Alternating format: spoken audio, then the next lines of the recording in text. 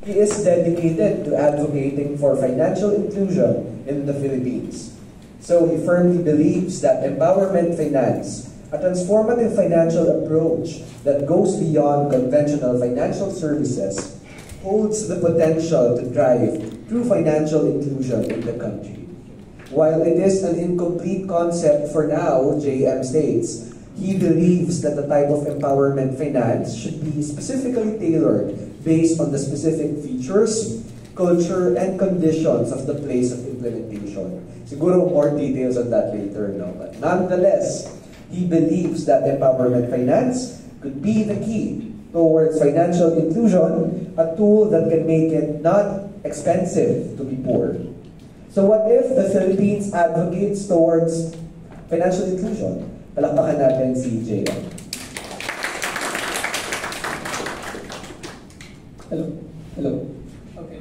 Magandang araw sa inyo lahat. So, ngayon pala tingin ko naglululan na kayo sa topic ko, lalo na sa pagka-introduce pa lang ito. Kasi financial inclusion, parang hindi siya common na term, lalo na kung hindi ka economics major. Pero, huwag kayo mag-alala, sabayan niyo lang ako. Okay? Financial inclusion, ibig sabihin, i-include mo o yayakapin mo yung mga sectors na hindi nabibigyan ng financial services. Ano ba yun? Yung mga mahihirap, yung mga tao na pupursiging makaalis sa kahirapan, mga breadwinner, o kahit middle class to lower middle class kasama dito. Kung sino pa yung kinakailangan talaga ng financial services, sila pa yung hindi na pagkakalooban nito. At kasama na ako dito. Nagaling kasi ako sa pamilya na may family business. Kumikita kahit pa paano, nagbabayad ng buwis, kompleto ang papeles. Pero kahit ganoon, hirap na hirap kami makakuha ng financial services. Kaya mapapaisip ka na lang talaga, kung kami na consider mo na middle class, hirap makakuha ng financial services, paano pa yung mga mahihirap? Kaya mapapansin nyo, ang mga mahirap na nanatiling mahirap at yung mga mayaman na nanatiling mayaman. Ang hirap kasi maging mahirap. And kung sa English, masasabi mo ito na it is expensive to be poor. Siguro yung iba sa inyo ngayon lang na-experience yung term na to. At baka nagtatanong pa kayo kung expensive ba talaga maging mahirap. So, bibigyan ko ng examples sa small scale papalaki. Ayan, sa grocery. Siguro lahat kayo naka-experience na ng grocery. And pag nag-grocery, isa sa goal natin is makatipid. So, pag magtitipid tayo, bibili natin yung bulk. Kasi makakasave tayo, mas makatitipid ka kung bibili mo yung malaking shampoo kaysa yung mga nakasashay, o kaya yung isang sako ng bigas kaysa bibili ka ng tig-isang sako sa mga sari-sari store. Pero mga mahihirap, wala silang choice na gano'n. Kasi they have the priority to survive in the now. So, day-to-day basis ang kanilang sweldo, kaya hindi nila kaya gawin yun. Next naman is finding a job. Kung mapapansin nyo, may recent survey na tinanong yung mga employers kung ano yung preferred school nila ng mga fresh graduates. At manguna dito ang PUP, UP, and Ateneo. So, sa unang tingin, baka sabihin mo, yung mga taga-PUP kasi masisipag sila na kahit sa kahirapan, nagpupursige pa rin sila mag-aaral. Pero ang totoong reason na malaki nagko-contribute dito is that sila yung vulnerable sa exploitative cheap labor. Kasi ang mga mahihirap, wala silang privilege na magpahinga muna, i-evaluate yung mga choices nila. Sila kasi yung kailangan na makukuha ng trabaho ngayon para makatulong sa kanilang pamilya. Kaya mahirap talaga maging mahirap. And next, dito mag-focus ang speech ko is of finance. Kung halimbawa, isipin nyo si Henry C. Mangungutang siya sa isang bangko. Kahit umutang siya ng 1 billion, bibigyan siya ng bangko kasi sure yun na magbabayad yun. So, mga bangko na magbibiling pa ng pinakamababang interest para sa kanya. Pero, iba sa mahirap. Ang bangko hindi magpapautang sa mahirap kasi sasabihin niya na, pag pinautang kita, hindi ko ako mababayaran. Kaya, kung hindi magpapautang ang bangko, saan sila pupunta? Pupunta sila sa 156 sa Mumbai o kaya sa online lending apps na nagbibigay ng sobrang taas na interest. Kung sa mayaman, sa 5 to 10%, sa mga mahihirap umaabot sa 180 to 600% annually. Ganon ang difference nila. Kaya, masasabi mo talaga na mahirap na maging mahirap. Kaya it begs me to ask the question, what if it is not expensive to be poor? Paano kung pwede pala natin tulungan yung mga mahihirap para mapadelay ang pag-aaral nila sa kahirapan? At isa na way dito is through loans. Kasi ang loans ay nagbibigay ng opportunity sa mga may hirap. Nagpo-provide sila ng wiggle room at nagbibigay sila ng opportunity. And throughout history, makikita natin na mga Pilipino, kaya nila makaahon sa kahirapan basta bigyan mo lang sila ng pagkakataon. So ito yung isang example. Ito ay si Leonardo Javier Jr. Siya yung may-ari ng Andox. Nagsimula siya, nangutang lang siya ng 12 whole chicken sa kaibigan ng nanay niya. And niroll lang niya ng profit niya hanggang gawa niya yung Andox. Next naman, ito si Ronel Hombre. Nakita niya ng Starbucks na baka pwedeng magkaroon ng Philippine version na yun na mas mura. So ginawa niya, nangutang siya sa prof niya, tapos binenta niya yung relo na regalo sa kanya ng tatay niya para makapagkaroon ng puhunan. And gawa na siyang business sa Fallon Cafe na $1 million business na rin sa ngayon. At ito naman si Allen Corazon, napagkalooban siya ng 5,000 loan sa isang microfinance institution. So simula sa 5,000, napalaki niya yung business niya na clothing business niya into napalagay niya na sa 15 different malls sa Metro Manila. So ganun lang nangyari sa loob na sa 15,000. So pinapakita nito, minsan kailangan mo lang pagkalooban ng fighting chance sa mga mahihirap para makaahon sa kahirapan. And yun ang concept behind microfinance. Microfinance aims to provide microloans for less privileged people to provide them with the opportunity to uplift their state of being. It levels the playing field and in a sense make it less expensive to be poor. Well, somehow. I-address natin yung reservations about dito. Ngayon, nakita natin na effective nga yung microfinance. Ngayon, anong ginagawa ng government? On the national level, mayroong pinatupad si ex-President Rodrigo Duterte na P3, Pondo sa Pagbabago at Pag-asenso. So, itong goal na to is to replace 5-6 sa bansa. Ayan, nag-loan siya ng 5,000 to 100,000 and 2.5 interest per month. Okay, next naman sa local level is meron pang Kababayan QC.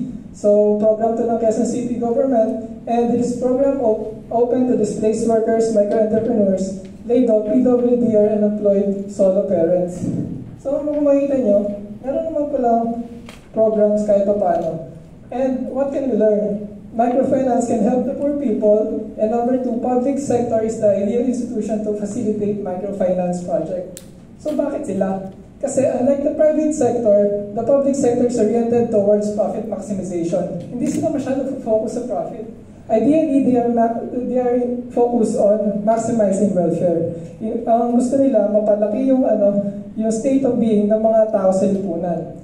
So, paano nila magagawa yun? Kunwari ito si Allen Corazon.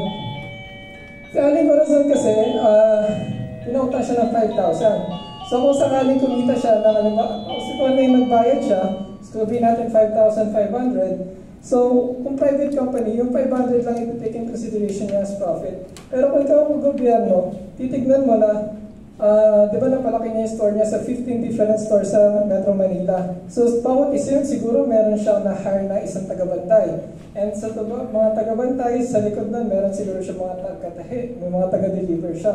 So, yun ang profit ng gobyerno. Kasi yung mga dating walang trabaho, nagkaroon na ng trabaho, tapos, napataas din yung state of living nila. So, dapat hindi mag-focus masyado ang government sa interest rates. So, mapapansin natin, ano ba talaga ang reality? Pagka nakakailangan ng Pilipino, nag-iisip siya na, may punta ako sa microfinance, punta ako sa gobyerno, yun ba ang iniisip niya?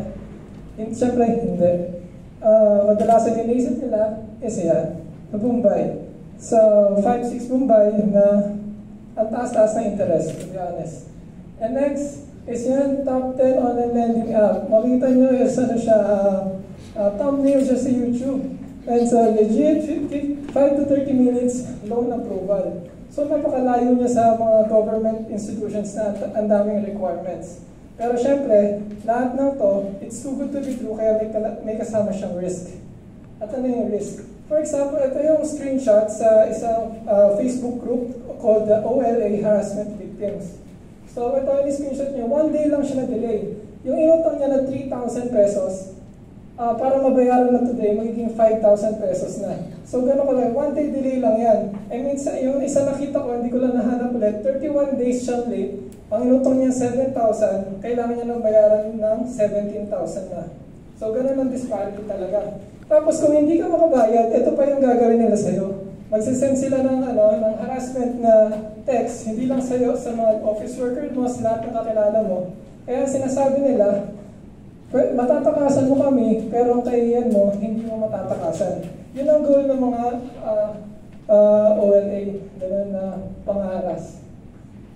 Kaya makikita natin ang limitations ng microfinance. Una, maraming requirements. Pangalawa, insufficient yung scale. Low regional economic output, ibig sabihin, itong sa Quezon City, pwede sila magsagawa ng ganitong project kasi maraming malalaking business dito, marami silang mga one tax. Eh sa maliliit na mga city, hindi na kaya pwedeng gawin yun. Limited lang ang budget nila. Next naman is focuses more on loans lang. Eh paano kung hindi naman ako business-minded? Ba't ako kukuha ng loan? Next naman, lack of financial literacy kasi ang target market mo dito ay may hirap. Malaki ang probability na hindi man sila gano'n nakapag-aral. At saka, baka wala silang gano'ng alam sa financial literacy. Kaya ngayon, anong gagawin natin? Paano natin makikip the dream of financial inclusion alive? So, ito ang gagawin natin. Dito papasok empowerment finance. It is a pinagandang microfinance and Phoenix yung issues ng microfinance and revolutionize to by adding more aspects. So, an approach to financial, it is a proposed financial approach that goes beyond providing basic financial services. A financial system that provides active empowerment and engagement by fostering education, self-sufficiency, sustainability, and targeting lesser privileged individuals. Okay, so i-address nyo to kung entry barriers, kailangan gamitin na lang yung use, or pumantay tayo sa mga OLA. Dapat isang ID na lang, but meron tayong credit score system. Meron din insufficient scale, kailangan more involved local national government. Tapos meron ways outside of business loans. Basta i-address natin yan mamaya. Ito yung key features. So kung more than loans, ano yung offer natin? Dapat merong insurance na kahit mahirap, pwede mo siyang pagkalooban ng peace of mind. Kasi yun ang binibenta ng insurance, peace of mind na pag nagkasakit yung anak mo, may makukuha kang pera. Ganun. Sa second is holistic financial education. So financial education dito, applicable dapat sa lahat, from all ages, para mapakita na it is never too early or never too late para sa financial education. Financial assistance for self-betterment, paano kung gusto mo lang mag-training, mag-upgrade. So pwede ka rin kumuha ng kasi kadalasan day-to-day basis siya, hindi mo naman pwede iwanan yung trabaho mo bigla-bigla. Pangapat, access to technology. Dapat yung mga business na magpapatayo is more technology-based na, hindi na dapat magiging traditional way. And second, and last is tax exemption. Pagka nakatayo ng business, ang plan is 6 months na mag-focus ka muna magtayo ng sustainable na business. And from that, doon ka pa lang i-charge na tax. So, katulad ng sinabi ko kanina, wala siyang one size fits all. So, pagka iba nag-work sa QC, not necessarily mag-work sa ibang bansa, ay sa ibang lugar. Kaya, yeah, nevertheless, kahit may siya, I believe that empowerment finance could be the key towards financial inclusion, a tool that can make it not expensive to be poor. Thank you very much.